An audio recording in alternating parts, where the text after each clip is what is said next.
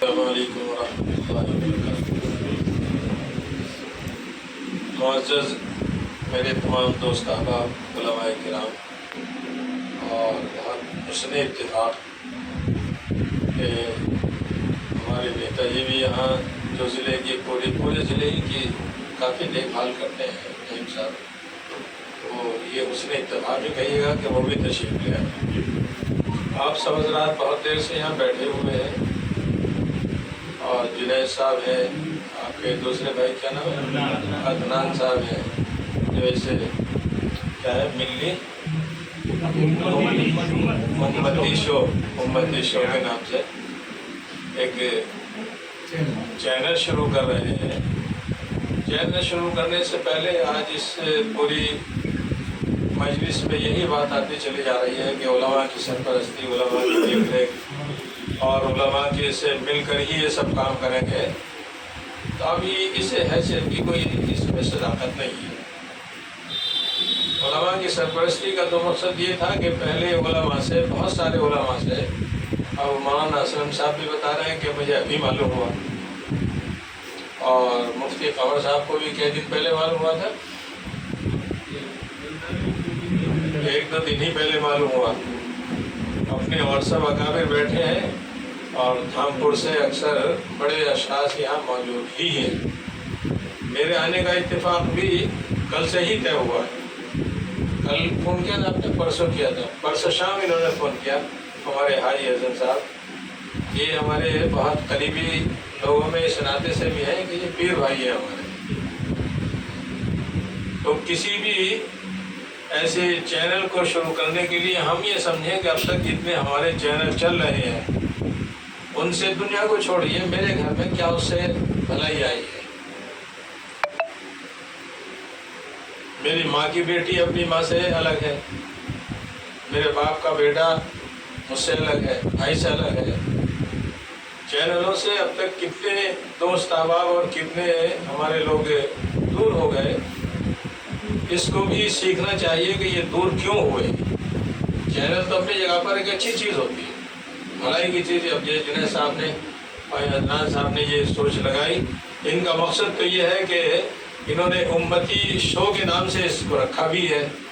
امتی شو کا مطلب یہ ہے کہ امت کے درمیان میں جتنی خرابیاں یا جتنی ضرورتیں ہیں، پہلے ان کو سمجھ کر اور ان کو جان کر، جو ہمارے علاقے کے اور علاقے میں بھی اگر کوئی ایسے عالم نہیں ہے تو جو باقاعدہ بہت دور تک پورے ہندوستان نہیں بلکہ پوری دنیا میں مانے جاتے ہیں، ان کے حالات کو دیکھ کر، پڑھ کر اور اس پر پورا عبور حاصل کر کے، تب تو یہ ہمارے دھامپور کے لیے یا ہمارے علاقے کے لیے، ہمارے بجنور کے لیے یا یو پی کے لیے سود مند ہو سکتا ہے کہ اس کے مضر اثرات جو اب تک ہمارے سامنے آ رہے ہیں، تو وہ اثرات کیوں آئے؟ بات تو بہت اچھی ہے ایک دم، ذرائع ابلاغ کا ایک سلسلہ کھلا ہوا ہے۔ اس ذرائع ابلاغ سے ایک بڑی کمی یہ ہوتی ہے کہ جو بات پہنچانے والا ہوتا ہے وہ بہت بے فکر ہوتا ہے، وہ تو بالکل ختم ہی ہو جاتا ہے بیچارہ، اس کی جو اصل مقصد ہے دوسروں تک پہنچانا ہے، اپنے آپ خوش ہو جائے ایسا نہیں ہے۔ تو ان تمام چیزوں کے اوپر غور کر کے یہ افتتاح تو آج ہو ہی رہا ہے اس کا، اور افتتاح ہونا تو کوئی بری بات نہیں ہے، لیکن جب تک آپ اپنے آپ کو کسی عالم دین کے اور کسی وقت کے کسی اللہ والے کے ساتھ آپ اپنے آپ کو جوڑ کر امت کو نہ پہچان لیں کہ امت ہے کیا چیز ہے۔ تمام ہمارے ان چینلوں سے جو بددینی آئی ہے وہ سمجھ سے کوئی الگ سی بات نہیں ہے، اس کو سمجھانے کی ضرورت نہیں ہے۔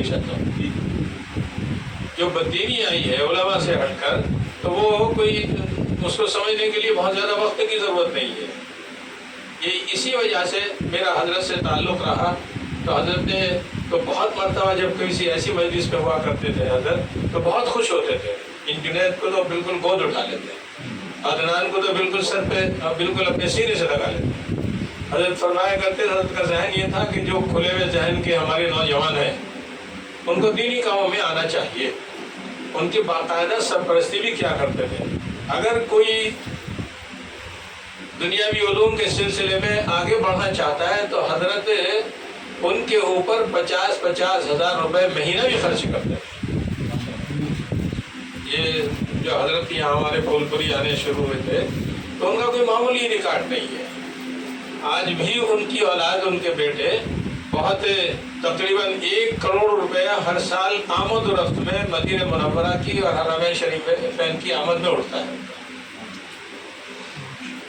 تو حضرت نے فرمایا کہ صلاحیتوں میں ہونا تو ہر ایک مسلمان کو بے انتہا ضروری ہے.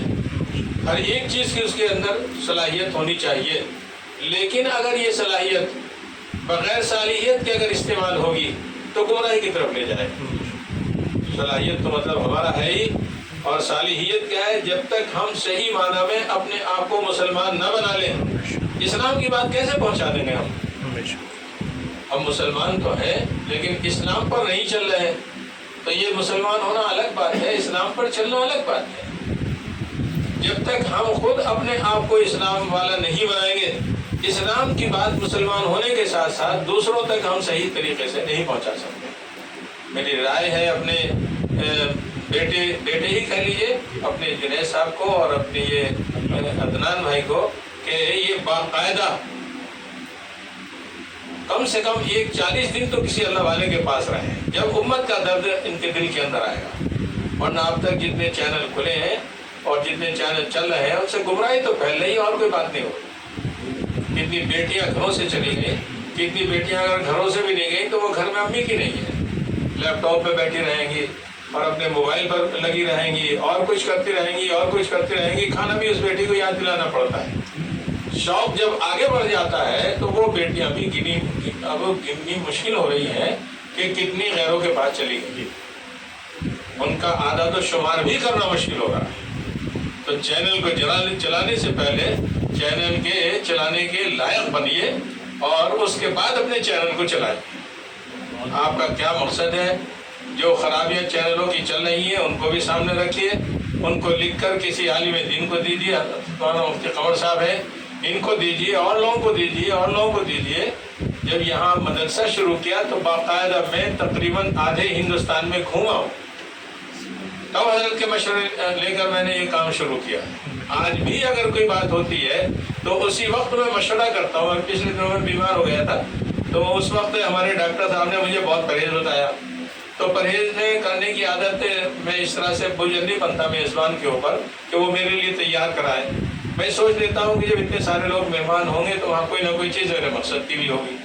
کوئی چیز اگر مقصد کی نہیں ہوتی تھی تو میں ڈاکٹر کو فون لگا کر معلوم کرتا تھا کہ میرے سامنے دسترخوان پر فلاں چیز رکھی ہے، ان میں کون سی چیز استعمال کر سکتا ہوں. تو ڈاکٹر کو بھی حیرت ہوتی تھی کہ مولانا اتنا پرہیز کرتے ہیں. تو میں نے کہا کہ بغیر پرہیز تو آدمی ایک وقت کا سجدہ بھی نہیں کر سکتا.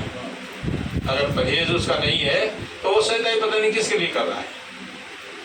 اگر پرہیز اس نے نہیں کیا ہے تو قیام بھی نماز میں پتہ نہیں کس کے لیے کر رہا ہے. اس لیے بہت ضروری ہے، یہ بہت اونچا، بہت ہی زیادہ اونچا آپ لوگوں نے اس کام کو شروع کیا ہے. حضرت والا ایک دفعہ دہلی میں ایک ڈاکٹر صاحب کے پاس پہنچ گئے. انہوں نے کہا کہ حضرت اب میں فوراً یہ تفسیر نکال کے رکھی ان کے سامنے، فوراً کیا ہونا کہ اب مجھے شوق لگا ہوا ہے کہ میں تفسیر لکھ رہا ہوں. تو حضرت نے کہا کہ یہ بے وقوفی کا کام تم نے ڈاکٹری میں کہاں سیکھ لیا بھائی؟ یہ بے وقوفی کا کام تم نے ڈاکٹری میں کہاں سیکھ لیا؟ اس کام کے لیے تو علماء کرام ہی ہونے چاہیے. تمہارا کوئی تم اس کی زیر زبر سے واقف نہیں ہو، کہاں تمہیں نقصان پہنچا دے گا، کہاں تمہیں یہ کرے گا. یہ بہت تمہارا غیر مناسب کام ہے. میرے بہت قریبی تھے حضرت ماسٹر انعام اللہ صاحب، انعام الحق صاحب. تو وہ بہت پڑھے لکھے تھے، بے انتہا پڑھے لکھے تھے، مجھ سے رابطے میں رہتے تھے. تو مجھ سے بہت الگ الگ سے سوال کیا کرتے. کہنے کے ایک دفعہ مجھے فون کیا انہوں نے کہ حضرت سارے مدرسے والے علماء کرام، دیوبند کو دیکھو وہ میرے پیچھے پڑا ہوا ہے، شاہی کو دیکھو وہ میرے پیچھے پڑا ہوا ہے، اور جناب امروہہ کے لوگوں کو دیکھو بڑے علماء کو وہ میرے پیچھے پڑے ہوئے ہیں. تو یہ کیوں پیچھے پڑ گئے آپ کے؟ آپ تو بہت اچھے انسان ہیں. تو کہنے لگے کہ اس وقت میں نے درس قرآن شروع کر رکھا ہے، یہاں کی مسجدوں میں درس قرآن شروع کر رکھا ہے. بری بات ہے، یہ بہت اونچی بات تھی نا. اور مدرسے والے کہہ رہے ہیں کہ انہیں ماسٹر صاحب کو کیا حق ہے درس قرآن کو لوگوں کو سنانے کا.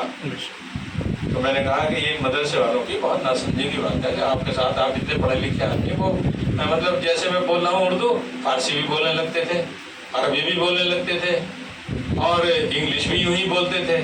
بے انتہا قابل آدمی. تو میں نے کہا کہ یہ تو ان کی بات غلط ہے مولویوں کی، تو تمہارا پیچھے پڑ رہے ہیں، لیکن اب جیسے آپ اتنے بڑے قابل ہیں تو ایک کلینک بھی آپ کھول لیجیے، آپ علاج بھی کریں گے۔ وہ ڈگری تو میرے پاس نہیں ہے علاج کرنے کی، ڈاکٹر بننے کی، دوائی دینے کی تو ڈگری میرے پاس نہیں ہے۔ میں کہ اس کی ڈگری کون سی ہے تمہارے پاس؟ ہر بات سمجھ گیا میں، حضرت آپ ہی کی بات سمجھتا ہوں، میں آئندہ قرآن شریف کی اب تفسیر نہیں کروں گا۔ تو ان تمام چیزوں کو کہ ہم جو اسلام کا چینل لے کے چل رہے ہیں، ہم مسلمان خود بھی پورے ہیں یا نہیں ہیں، ہم نے امت کو پہچانا بھی ہے یا نہیں ہے، چینلوں سے اب تک کتنے نقصانات ہوئے ہیں۔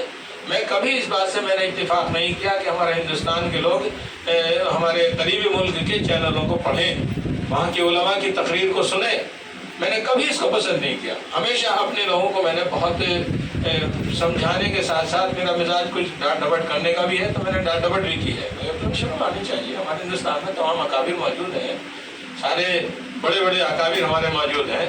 اگر علماء دیوبند اور ان بڑے اکابر کے سے ہٹ کر ہمارے علماء بھی اگر چل گئے، وہ بھی گمراہ ہوتے ہوتے پتہ نہیں کہاں پہنچ گئے، کچھ تو جیلوں میں پڑ گئے، وہ یہی سب اثرات ہیں۔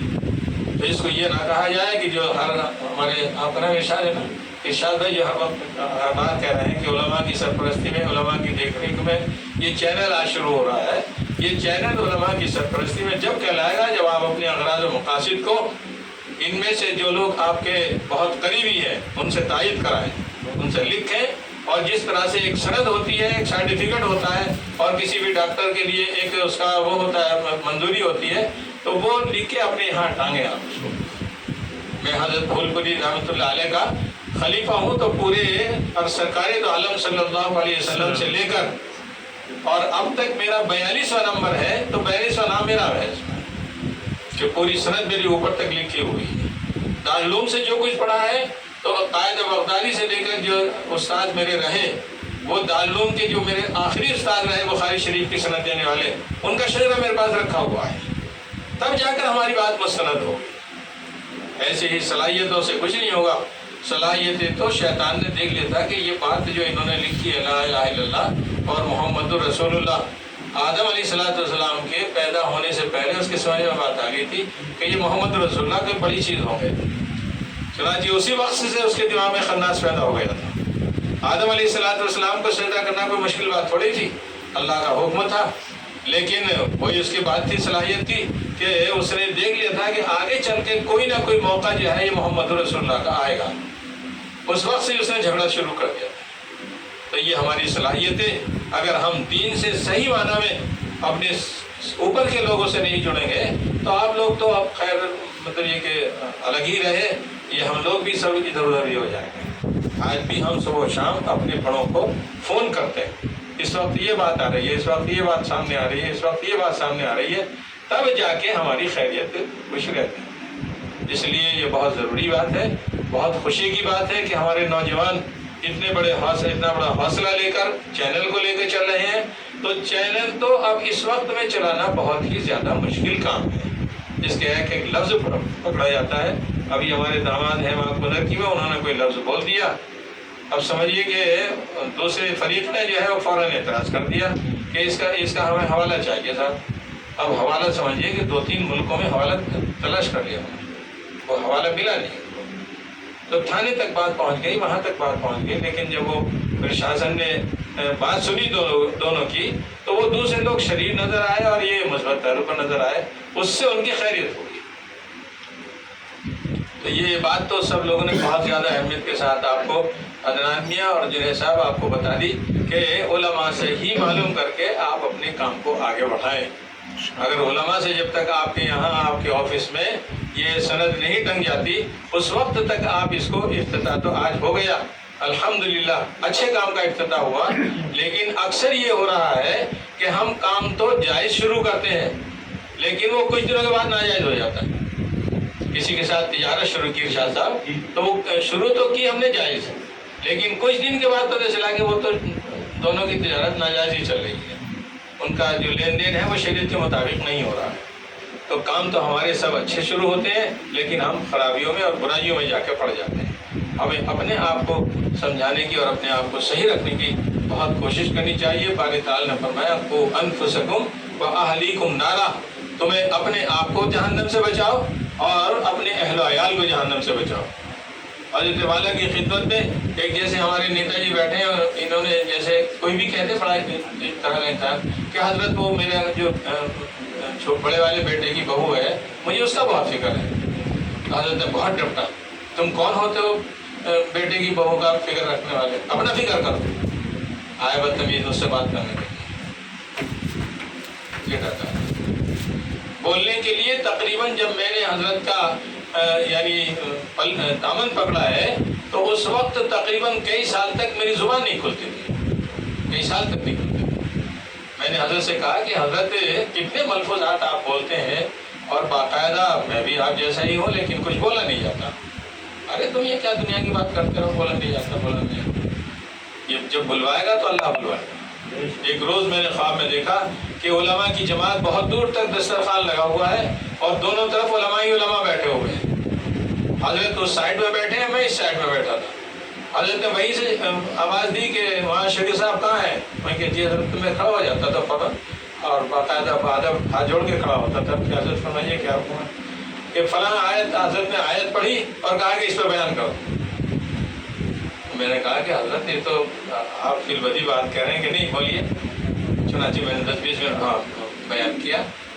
اس کے بعد سے جو حضرت کے ملفوظات اور ارشادات ہوتے تھے میرے سینے پر وہ آنے شروع ہوئے۔ ایک سلسلہ ہوتا ہے، بغیر سلسلے کے اگر کام کیے جائیں گے تو بہت دور کی بات نہیں ہے۔ ابھی تمام مختلف انسان لوگ جو ہیں دنیا سے گئے ہیں تو وہ کربلا میں جانے والے بھی تھے اور وہ فلاں والے بھی تھے۔ کچھ لوگ ان کی عادت کے لیے گئے، کچھ لوگ ان کی تعزیت کے لیے گئے۔ کتنے لوگ ہمارے ایسے ہی بے لگام کرنے والے، میں نے اپنے آپ خود سمجھایا ان کو کہ آپ یہ موضوع چھوڑیے، اس موضوع پر آپ بات نہ کیا کیجیے۔ انہوں نے کہا کہ حضرت چھوڑو یہ بات، تو سب ہم تو سب صحیح بات کر رہے ہیں۔ وہی اللہ مطلب کہ اللہ کے گرفت میں آئے اور جیل میں پڑے ہوئے۔ میں نے خود سمجھایا۔ میری اپنی عادت بہت باریکی کے ساتھ بات کرنے کی اور بہت دوری کی سمجھ رکھنے کی رہتی ہے۔ میری ایک بیٹی دہلی میں ہے، تو جو سمدھی ہیں میرے، ان کے 11 بیٹے ہیں، وہ بھی ایسے ہی بولا کرتے تھے۔ تو میں نے ان سے کہا کہ بیٹے ایسا نہیں بولا کرتے، بہت حالات خراب ہیں۔ تو وہ مجھے مذاق میں ڈال دیتے تھے داماد ہونے کے ناطے سے۔ میں نے ان کے والد سے کہا کہ ذرا ان کو سمجھائیے، یہ بہت آگے پیچھے کی باتیں بولتے رہتے ہیں۔ تو والد صاحب نے بھی کہا کہ اور کیا میں انہیں برقع اڑوا دوں؟ والد صاحب نے بھی مجھے یہ جواب دیا 11 بیٹوں کے باپ نے کہ میں، حالانکہ وہ بھی مولوی ہیں، کہ پھر میں انہیں میں برقع اڑوا دوں۔ تو میں سمجھ گیا کہ ان کا تو سب کا ذہن ایسا ہی ہے۔ پولیس نے جب چھاپا مارا اس دن پتہ چلا، اسی وقت